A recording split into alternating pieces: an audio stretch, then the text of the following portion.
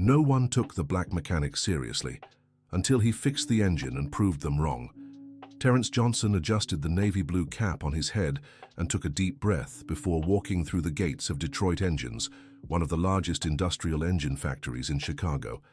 At 52, his calloused hands carried over 3 decades of experience, but he knew that wouldn't be enough to overcome the skeptical glances awaiting him.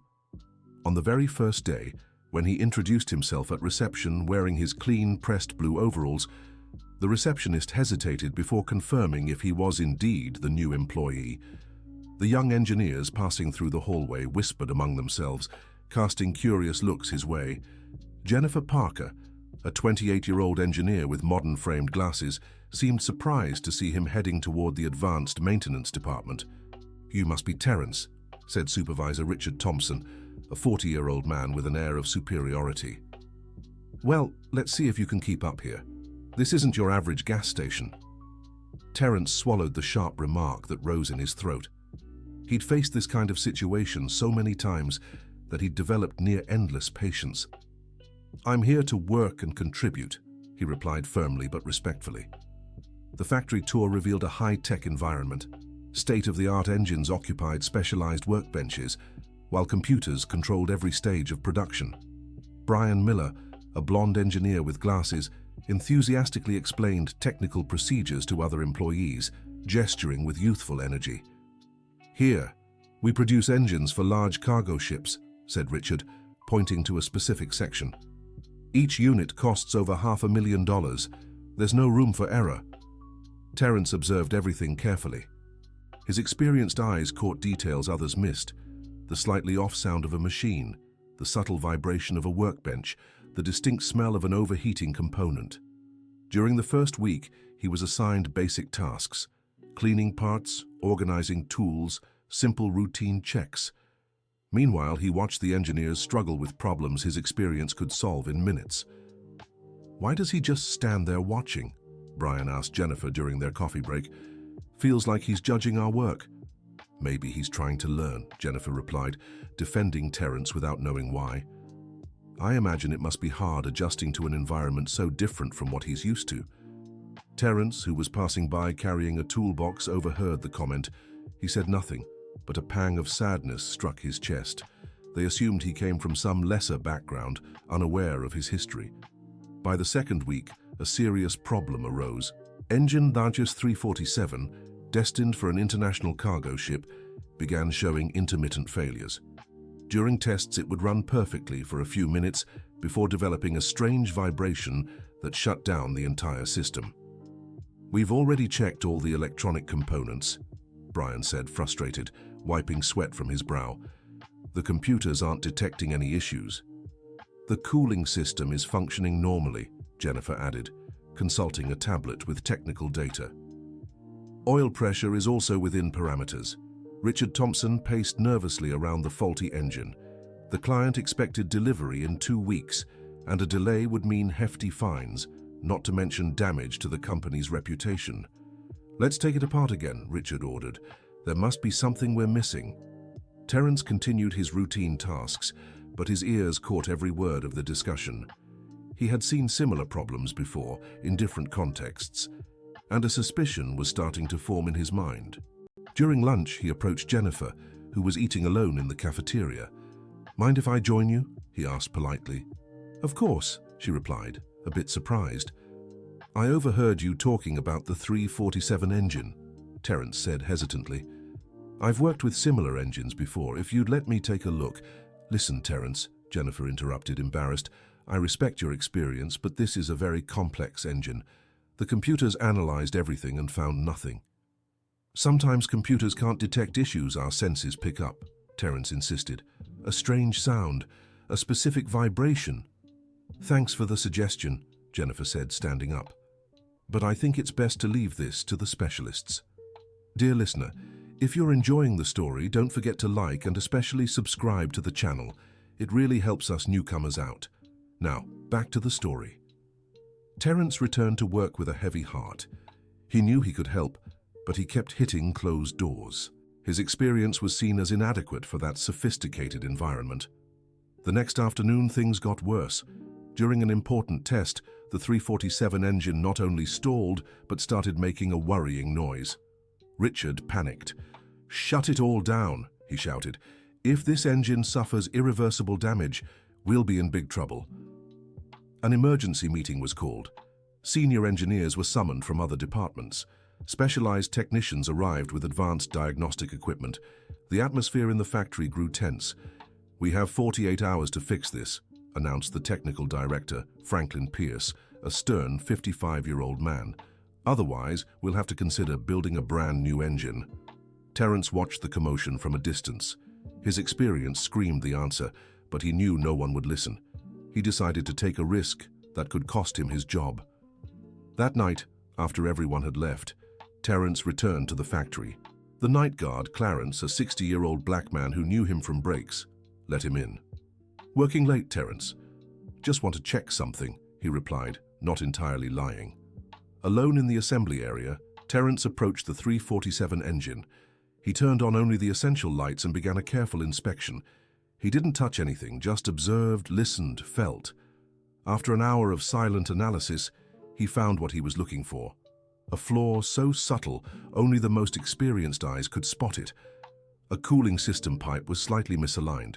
The difference was mere millimeters, invisible to untrained eyes, but enough to cause a vibration that worsened over time. He went home certain of his diagnosis, but knowing he'd need to find a way to share his discovery without seeming like he was stepping on the engineer's toes. The next day, he arrived early and sought out Mrs. Gladys, the 65-year-old cleaning supervisor who'd worked at the factory for over 20 years. "Mrs. Gladys, you know the folks here pretty well, don't you?" "Sure do, son. I've seen plenty come and go. Do you think they'd listen if I had a suggestion about that troublesome engine?" Mrs. Gladys stopped wiping and looked at Terence carefully.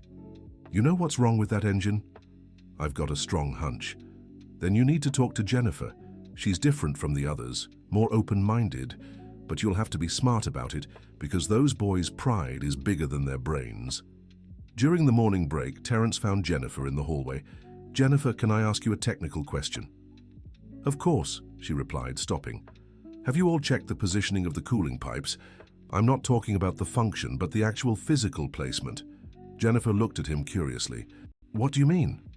"Sometimes a pipe can be working perfectly, but if it's even a few millimeters off from its original position, it can create vibrations that only show up after some time in operation." "Interesting," said Jennifer thoughtfully. "How did you figure that out?" "Experience," Terence answered simply. "I've seen it happen a few times." Jennifer hesitated. Her academic training told her the computers had already checked everything, but something in Terence's quiet certainty made her reconsider. "I'll suggest the team look into it," she finally said. "Thanks for hearing me out," Terence replied, feeling a glimmer of hope. An hour later, Brian sought Jennifer in the lab. "Do you really think we should follow Terence's suggestion?" "Why not?" Jennifer responded. "It doesn't hurt to check." "Jennifer, he's a gas station mechanic. This engine costs $500,000. We can't base decisions on, well, you know." "No, Brian, I don't know. I don't. Why can't we at least consider his suggestion? Because if something goes wrong, who's going to take responsibility? You?" Jennifer fell silent. Brian had a point. Her career was on the line. Meanwhile, Richard Thompson gathered the technical team for another diagnostic session. Computers were connected, sensors positioned, and data analyzed. Everything indicated the engine was flawless, yet the failures persisted. "We're missing something," murmured Franklin Pierce, studying the results. "Something the equipment isn't picking up." Jennifer took a deep breath and mustered her courage. "Mr. Pierce, may I make a suggestion?" "Of course, Jennifer." "One of the employees suggested we check the physical positioning of the cooling pipes, not the function, but the exact placement." "Which employee?" Richard asked skeptically. "Terence Johnson." An awkward silence filled the room. Franklin raised an eyebrow. "The new mechanic?" "Yes, sir. He said he's seen similar problems caused by pipes just a few millimeters out of place." Richard laughed, though it was humorless. "Jennifer, with all due respect, this isn't the time for, well, you understand." Actually, I don't, Jennifer said, finding courage she didn't know she had. If we have a suggestion that might solve the problem, why not try it? Because, Franklin said with forced patience, this engine was assembled by expert engineers following precise specifications. The pipes are exactly where they should be. But what if there's a human error that went unnoticed? Jennifer insisted. Brian looked at her in surprise. He'd known Jennifer for 2 years and had never seen her challenge superiors like this. Fine, Franklin said after a pause. We'll do the check, but if it's a waste of time, we'll have to rethink some approaches here. The veiled threat was clear. Jennifer felt a chill in her stomach, but held her ground. The team gathered around engine 347. Precise measurements were taken for every cooling pipe. To everyone's surprise, one pipe was 3 millimeters off from its specified position. That's impossible, Brian muttered, checking the numbers again. 3 millimeters can't cause all this trouble. Actually, they can, said a voice behind them. Everyone turned. Terence approached, carrying a toolbox. Mrs. Gladys had told him the team was checking the pipes. Excuse me, Terence said hesitantly. Can I explain? Richard was about to dismiss him when Franklin made a gesture for him to continue. This specific piping, said Terence, pointing, is part of a high-pressure circuit. When it's even a few millimeters out of place, it creates resonance with other engine parts. The vibration starts small but builds until the system can't compensate. How do you know that? Asked Franklin, genuinely curious. I worked 15 years at a marine engine factory in Baltimore, saw this issue 3 times. Once it took us 2 months to figure it out. Brian and Jennifer exchanged glances. Terence wasn't some gas station mechanic. They'd assumed that without ever asking about his past. Why didn't you mention this experience before? Asked Richard. I mentioned I had experience with similar engines, Terence replied calmly. But you told me the experts would handle it. An awkward silence settled in. Franklin cleared his throat. Well, let's adjust the positioning and see if it fixes it. The piping was repositioned with millimeter precision. The engine was tested again.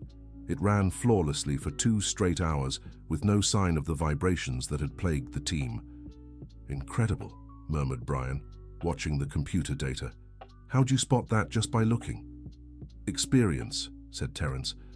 Sometimes our eyes and ears catch things equipment can't. Jennifer stepped closer to Terence. I'm sorry, she said, extending her hand. I should have listened to you from the start. No need to apologize, Terence replied, shaking her hand. I get that you needed to be sure. But not everyone was ready to admit their mistake. Richard still hesitated to accept he'd underestimated Terence. It was luck, he muttered to Franklin. A coincidence he'd seen something similar before. Richard, said Franklin, watching Terence explain technical details to Brian, I think we underestimated this employee. He has no formal education, Richard insisted. He can't be promoted to roles requiring degrees. Who said anything about promotion? Franklin replied. I'm talking about respect. Dear listener, if you're enjoying the story, don't forget to like and especially subscribe to the channel. It helps us newcomers a lot. Now, back to the story. In the following weeks, the dynamics at the factory began shifting subtly. Jennifer started consulting Terence on technical issues, discovering he had practical knowledge that perfectly complemented her theoretical training. Terence, she said one morning, I have a question about rotating shaft vibrations. The books say one thing, but in practice it's different. Show me the problem, Terence replied, stepping over to her workstation. Together they developed a solution that efficiently blended theory and practice. Brian, watching from afar, began realizing he'd missed a chance to learn from Terence. Can I join your next technical discussion? He asked, somewhat sheepishly. Of course, Terence said with a smile. The more minds working, the better. Meanwhile, Richard resisted the change. He saw the frequent consultations with Terence as a challenge to the established hierarchy. During a supervisor's meeting, he voiced his concerns. Franklin, I fear we're setting a dangerous precedent. The line workers are starting to think they have a say in engineering matters. Richard, Franklin replied, tired of the pushback, Terence saved us $500,000. I think he deserves a little more respect.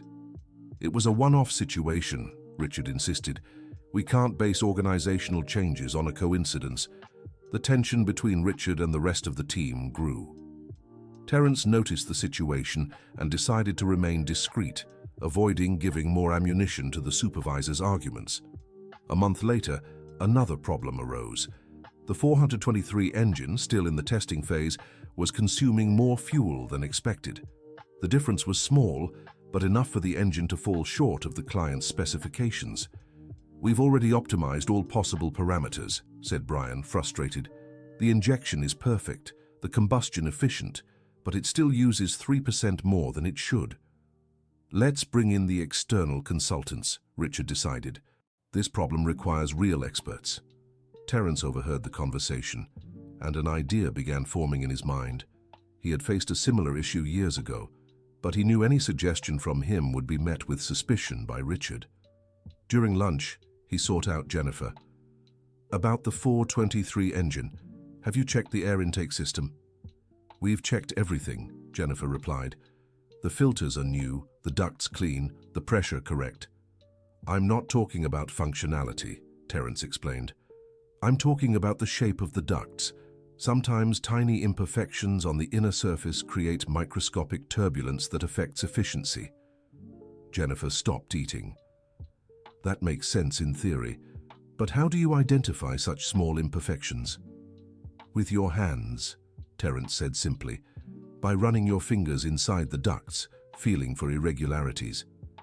"Terence, those ducts are manufactured with industrial precision. They can't have significant imperfections." "Oh, they can. I've seen it many times. Tiny burrs, rough welds, slightly uneven folds, things the eyes don't see but the hands feel." Jennifer grew thoughtful. The solution seemed too simple, but it made technical sense. "I'll suggest it to the team," she said finally. "No," Terence said, shaking his head. "Richard will reject any suggestion that comes from me. Present it as your own idea." "I can't do that. It wouldn't be honest." "Jennifer, what matters is solving the problem. It doesn't matter whose idea it is." That afternoon, during the technical meeting, Jennifer carefully made the suggestion. "Everyone, I've been thinking about the 423 engine problem. What if the issue isn't functional but physical?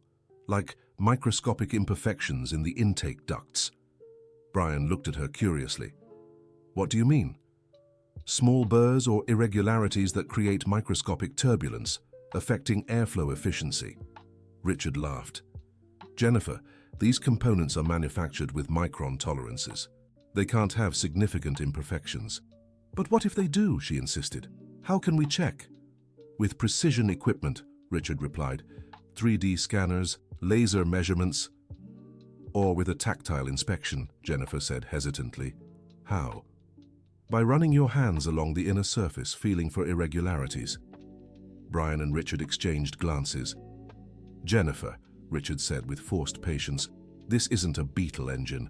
We're not going to use handmade methods." "Why not?" she pressed. "If it's quick and could identify the problem, what's the harm in trying?" "The problem," Richard said, raising his voice slightly, "is that we have technical protocols to follow. We can't improvise solutions based on, well, you understand." Jennifer understood perfectly. Richard was rejecting the idea because he associated hands-on methods with a lack of technical sophistication.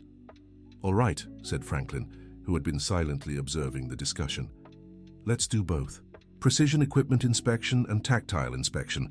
If we find something, great. If not, we move on to other approaches." Richard wanted to protest, but Franklin had already decided.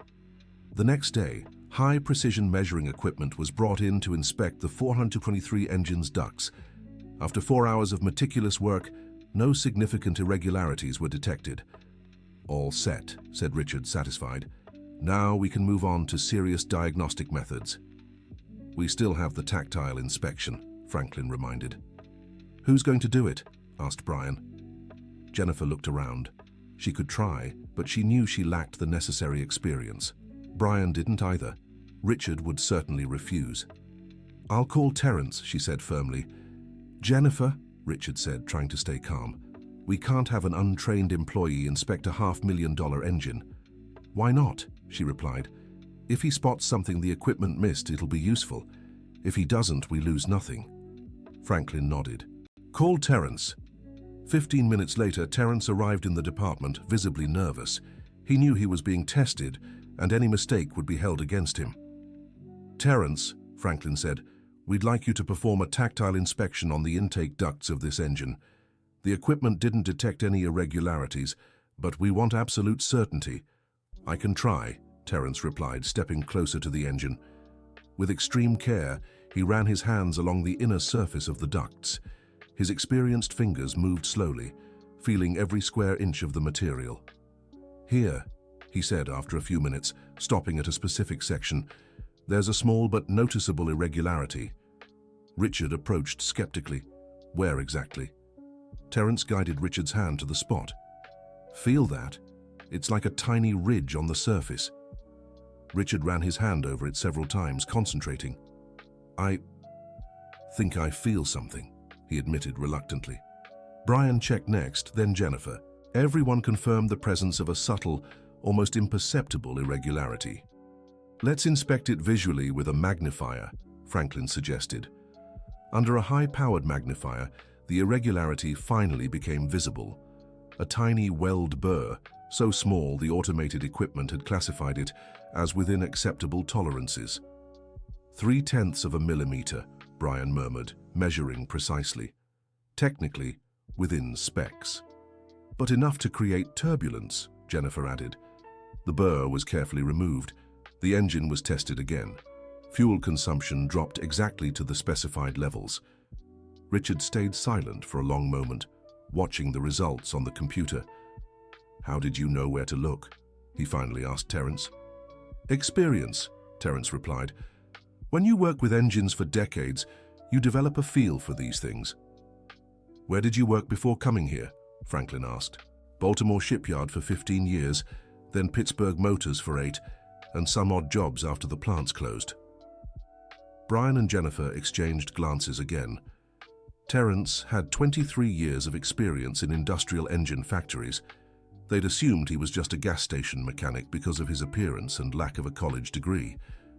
Why didn't you mention this experience in the interview? Richard asked. I did, Terence said calmly.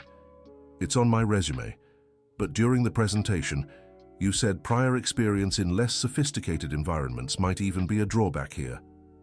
Richard felt his face grow warm. He had indeed said that, without even reading Terence's full resume. From that day on, Richard's resistance gradually faded. He still maintained some hierarchical rigidity, but stopped automatically dismissing Terence's contributions. A month later, during a performance review meeting, Franklin made an unexpected proposal. I've been thinking about creating a new role here at the plant, he said, senior technical consultant. Someone who can bridge the gap between practical and theoretical knowledge. Jennifer smiled, wondering where the conversation was headed. I'm thinking of offering this position to Terence, Franklin continued, with a competitive salary and formal recognition of his experience. Richard hesitated before responding. Franklin, Terence is an excellent employee, but he doesn't have a college degree. How will we justify a promotion like this? We'll justify it with results, Franklin replied firmly. He's already saved us nearly $1 million in losses over 2 months. How many engineers can say the same? But what about hierarchy? Richard pressed. Other employees might feel discouraged. Richard, Franklin said, tired of the resistance. Terence isn't being promoted as a favor. He's being promoted for his competence. If other employees want to advance, let them demonstrate the same ability. Terence's promotion was announced the following week. Reactions were mixed. Some employees were genuinely happy, others showed discomfort, and a few made negative remarks in the hallways. Now anyone will think they can become an engineer, muttered one technician to another during lunch. He didn't become an engineer, Jennifer corrected, overhearing the comment. He became a senior technical consultant, and he earned it through competence, not favoritism. Easy to defend when you benefit from it, the technician shot back. What do you mean? Jennifer asked, turning to face him. You're the boss's favorite for defending their golden boy. Jennifer felt a surge of anger but kept her composure. Terence saved 2 major projects. Any reasonable person would recognize that. "If you say so," the technician replied with a shrug. This kind of friction became common in the first weeks after the promotion. Terence noticed the tension and tried to minimize conflicts, being extra careful in his interactions with other employees. "You don't have to walk on eggshells," Jennifer said during an informal chat. "You earned this position." "I know," Terence replied, "but I also know change brings resistance. I need to prove I belong here every day." "That's not fair," Brian chimed in, joining the conversation. "Other employees don't have to prove themselves daily." "Other employees aren't breaking the mold," Terence answered with a sad smile. "It's the price of being different." Dear listener, if you're enjoying the story, take a moment to like and especially subscribe to the channel. It helps us a lot as we're just starting out. Now back to the story. 3 months after his promotion, Terence faced his biggest challenge.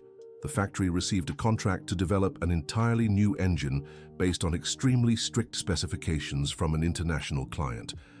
"This project will define the company's future for the next 5 years," Franklin announced during the kickoff meeting.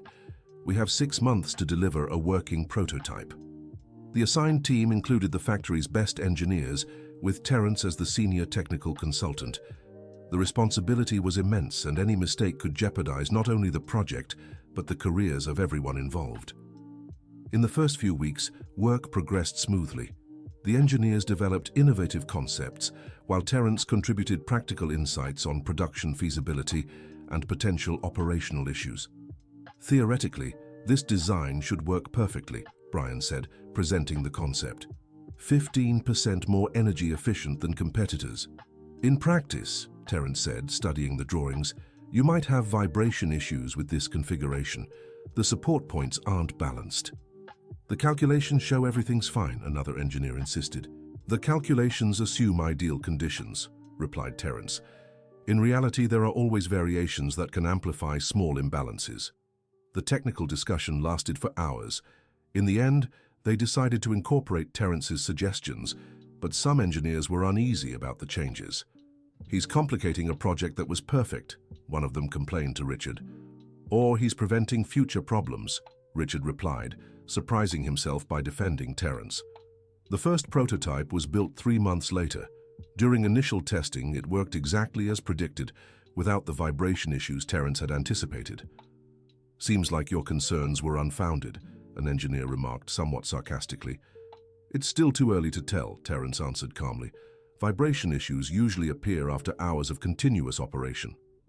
As if prophesied, after 8 hours of continuous testing, the engine began developing excessive vibrations. What had started as minor oscillations became a serious problem, threatening to damage internal components.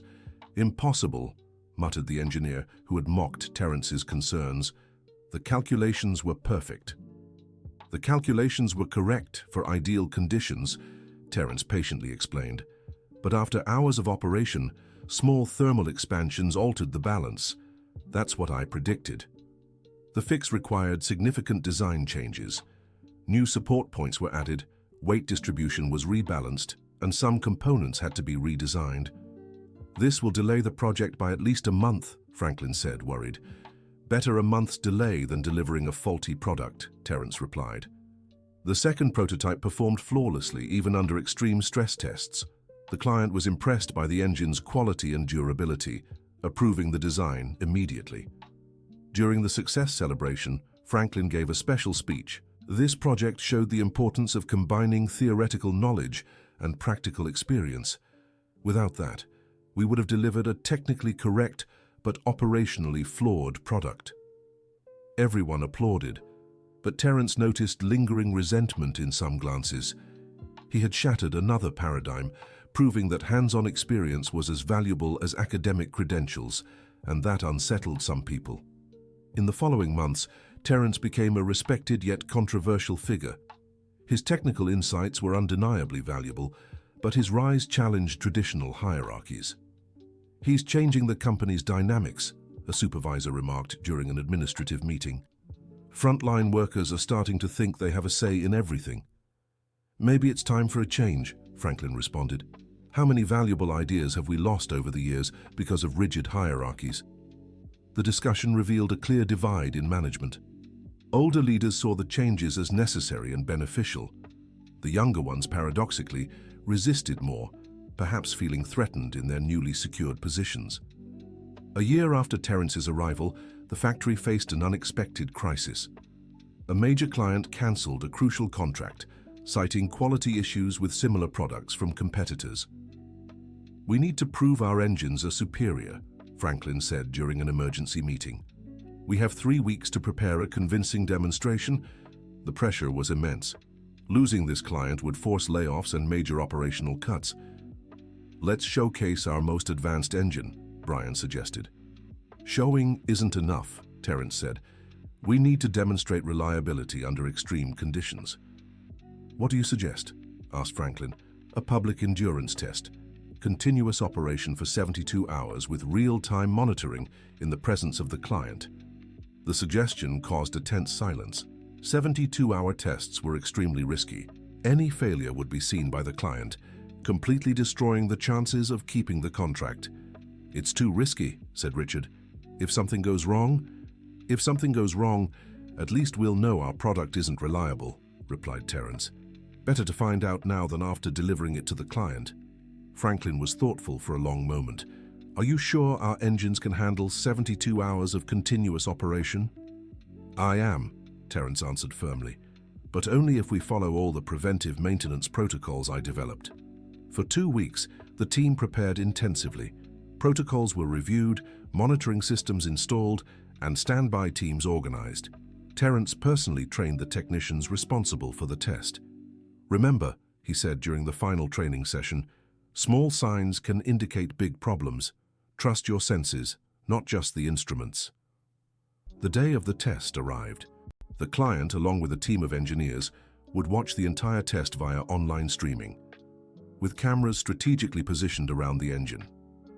"Gentlemen," Franklin said, addressing the client via video conference, "we will demonstrate the reliability of our engines through a 72-hour uninterrupted test." The engine was started. The first data appeared on the monitors. Everything was working perfectly. The first 24 hours passed without incident. The engine maintained stable performance, all parameters within normal range. The team began to feel confident. At the 30th hour, Terence noticed a subtle change in the engine's sound. So subtle that the instruments detected no variation. "Something's different," he told the standby team. "The instruments show nothing," replied the technician. "I know, but the sound has changed." Terence approached the engine, listening intently to its noise. After a few minutes, he identified the source, an almost imperceptible vibration in one of the auxiliary belts. "Let's replace this belt," he said. "But it's working fine," protested the technician. "If we stop the test to replace a part that's functioning, the client will think we have problems." "If we don't, it could snap in the next few hours," Terence insisted. "Better a quick preventive fix than a failure during the test."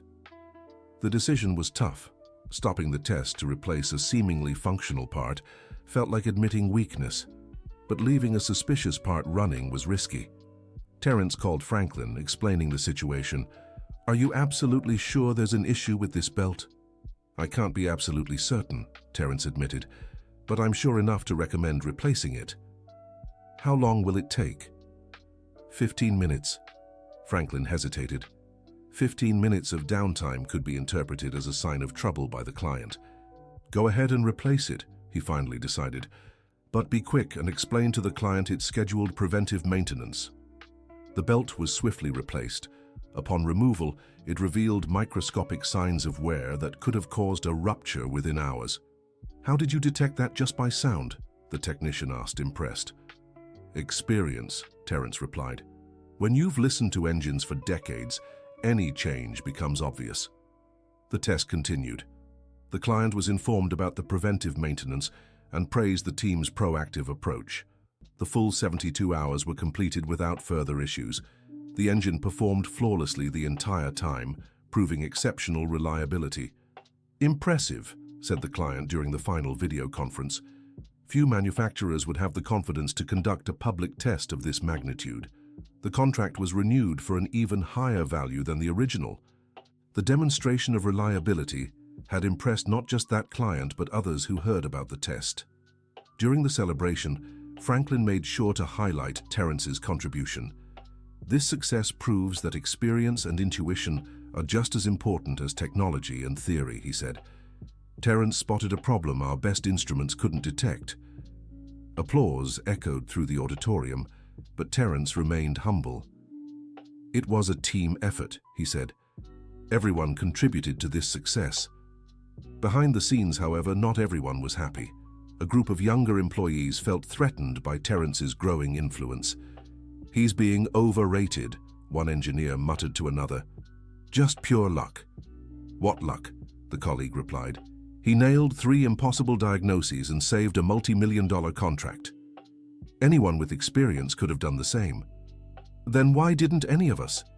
The question went unanswered, but the unease lingered. 2 weeks later, an incident would change everything for good. During routine maintenance, an old factory engine suffered a catastrophic failure. An internal explosion damaged valuable components and sprayed hot oil across a wide area. Thankfully, no one was seriously hurt, but the scare was enormous. The investigation revealed the failure was caused by improper maintenance over several months. "How did this go unnoticed for so long?" Franklin asked, visibly shaken. "Lack of proper inspection," replied the maintenance engineer. "The protocol showed everything was normal." "Protocols can fail," said Terrence, who had been called in to investigate. "That's why it's crucial to combine technical checks with sensory inspections." The investigation continued, revealing that several other factory engines showed similar wear, undetectable by standard protocols, but noticeable through experienced inspection. "We need to review all factory equipment," Franklin said, "and implement new inspection protocols." "Can I suggest an approach?" Terrence asked hesitantly. "Of course. Let's train all technicians in sensory inspection. Teach them to detect issues through sound, vibration, smell, and texture. Complement technology with human experience." The proposal was revolutionary for a factory accustomed to relying solely on instruments and computers. "Could you train the entire team?" Franklin asked. "With help from other experienced employees, yes. Mrs. Gladys, for example, knows every noise in this factory. Clarence, the security guard, notices temperature shifts that signal electrical issues." The suggestion surprised everyone. Terrence was proposing to turn employees considered non-technical into essential parts of the quality system. "It's very unconventional," Richard said, still hesitant about radical changes. "Unconventional, but effective," Franklin replied. "Let's launch a pilot program." The training began the following week. Terrence, along with Mrs. Gladys and other seasoned employees, taught sensory inspection techniques to engineers and technicians. "Close your eyes and listen," Terrence instructed during a training session. "Every engine has its own unique sound signature. When something changes, you need to notice immediately." Some participants were skeptical at first, but the results were striking. Within weeks, the trained team began catching issues that advanced equipment missed. "It's incredible," Jennifer said after identifying an early-stage flaw through touch. "I never imagined I could learn so much." "Technology is a tool, not a replacement for human experience," replied Terrence. "When we combine the two, we become unstoppable." The program gradually expanded throughout the entire factory. The number of undetected failures dropped dramatically, productivity increased, and employee satisfaction grew significantly. "For the first time in years, I feel like my experience is valued," said Mrs. Gladys during a program evaluation interview. "I learned more in 2 months than in 2 years of college," commented a newly graduated engineer. The success of the program reached the ears of the company's national board. Executives from other branches visited the factory to learn about the innovative methods. "You've revolutionized industrial maintenance," said the national director during a visit. "We want to implement this program in all our branches." Terrence was invited to lead the national expansion of the program. The offer included a substantially higher salary and recognition as a specialized consultant for the company. "It's a once-in-a-lifetime opportunity," said Franklin. "You deserve this recognition." "I'm honored," replied Terrence, "but I'd like to stay based here. This factory is my home now." "You can lead the national program from here," Franklin assured him. "You'll travel to train other teams, but your home will still be here." Accepting the new position marked the definitive end of the prejudice against Terence. Even the most resistant employees acknowledged that he had positively transformed the company. Richard, who had been his biggest critic at first, sought Terence out privately. "I need to apologize," he said, visibly emotional. "I judged you before knowing you. It was pure prejudice, and I'm ashamed." "No need to apologize," replied Terence, extending his hand. "We all have biases. What matters is being willing to change them." Richard shook his hand firmly. "I've learned so much from you, not just about engines, but about people." "And I've learned that change takes time," said Terence. "Patience and persistence overcome any resistance." The two embraced, sealing a friendship built on mutual respect and acknowledgement of past mistakes. A year later, the factory had become a national benchmark for quality and innovation. The sensory inspection program had been adopted by dozens of companies, and Terence was recognized as a pioneer in hybrid maintenance methods. During an industry awards ceremony, he received the title of Innovator of the Year. In his speech, he made sure to highlight the importance of teamwork. "This award isn't mine," he said. "It belongs to all the employees who embraced change, who overcame prejudice, who believed that experience and youth can walk hand in hand." The applause lasted several minutes. In the audience, Jennifer and Brian smiled proudly. Richard discreetly wiped away a tear.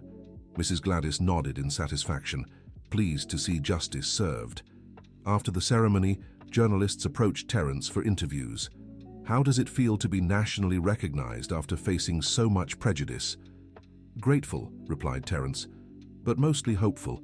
If my story can inspire others not to give up on their dreams, then it was all worth it." "What advice would you give to people facing prejudice at work?" "Patience, competence, and dignity," he said without hesitation. "Prejudice is ignorance, and ignorance is fought with knowledge and example. And for companies that resist change, they should open their minds. Talent has no color, age, or diploma. It has results, and results are what matter in the end." 2 years later, Terence had trained over 1,000 employees in dozens of companies across the United States. His method, known as integrated sensory maintenance, became the industry standard. The factory where it all began continued to thrive. The organizational culture had completely transformed, valuing experience as much as academic credentials, creating an environment where everyone could contribute regardless of background or appearance. During an annual review meeting, Franklin took stock of the results. "Over the past 2 years, our productivity has increased by 40%, undetected failures have dropped by 80%, and employee satisfaction has reached record levels." "More important than the numbers," Richard added, "is the environment we've created. Today, any employee can contribute ideas no matter their position. And it all started with someone we almost rejected because of prejudice," Jennifer said. "Imagine how many talents we've lost over the years due to narrow-minded thinking." Terence, ever humble, shifted the focus away from himself. What changed wasn't one person, it was a mindset. Today, we all know experience comes in many different forms. Brian, who had become one of the strongest advocates for bridging theory and practice, added, "I've learned that a diploma isn't a measure of intelligence, and some of the greatest insights come from the most unexpected places." During a break in the meeting, Mrs. Gladys approached Terence. "My son, you've done more than fix engines, you've mended hearts and minds. I didn't do it alone, Mrs. Gladys. You and so many others fought alongside me. But you had the courage to start, and that made all the difference." That conversation moved Terence deeply. He realized his journey had gone beyond technical matters, becoming a story of human transformation. At the end of the day, as he walked through the factory halls, he observed the harmony among employees of different ages, backgrounds, and education levels. Young engineers spoke respectfully with experienced technicians. Janitors offered technical observations. Hierarchies still existed, but they were based on competence and contribution, not prejudice. "We did it," he murmured to himself, feeling profound satisfaction. His thoughts were interrupted by a new employee who approached, visibly nervous. "Mr. Terence, can I ask you something?" "Of course. And just call me Terence. It's just, my father was a bricklayer. I studied at night. and I just graduated as an engineer. Some colleagues say I don't have the right profile to work here." Terence smiled, remembering his own journey. "Son, the right profile is competence, dedication, and a willingness to learn. The rest is just talk from people afraid of their own shortcomings. But what if I can't keep up?" "You will. And you know why? Because you understand the value of hard work. That's worth more than any privilege." The young engineer smiled, visibly relieved. "Thank you. Your words mean a lot. Don't mention it. And remember, when you succeed, open doors for those coming after you. That's how we change the world." That conversation perfectly captured the transformation that had taken place. Terence hadn't just earned his place, he had paved the way for others facing similar challenges. That night at home, Terence reflected on the past 3 years. He had arrived at the factory as an underestimated employee, met with suspicion and prejudice. Now he was nationally recognized as an innovator and agent of change. But what made him proudest wasn't the awards or personal recognition. It was knowing he had helped create an environment where other talents could flourish without facing the same obstacles he had. His wife, Beatrice, who had been with him every step of the way, made an observation that touched him deeply. "Do you know what your greatest achievement was?" "What?" "It wasn't proving you were right. It was about keeping dignity when everyone was wrong." Terence hugged his wife, feeling grateful for having had the strength to persist through the toughest moments. "Every tear, every humiliation, every moment of doubt was worth it," he said. "If my story can inspire even one person not to give up, then it all made sense." "Your story will inspire far more than one person," replied Beatrice. "It will inspire generations." And she was right. In the years that followed, Terence's story became a case study in universities, an example in corporate trainings, and an inspiration for countless people facing discrimination in the workplace. The Detroit Engines factory became a model of diversity and inclusion, welcoming visitors from around the world, eager to learn about its innovative methods. Terence always personally greeted these visitors, sharing not just techniques, but, above all, values. "The techniques you can copy," he'd say. "But the most important thing is the shift in mindset. Without it, any method is useless." 5 years after his arrival, during a special ceremony, Franklin announced an unexpected tribute.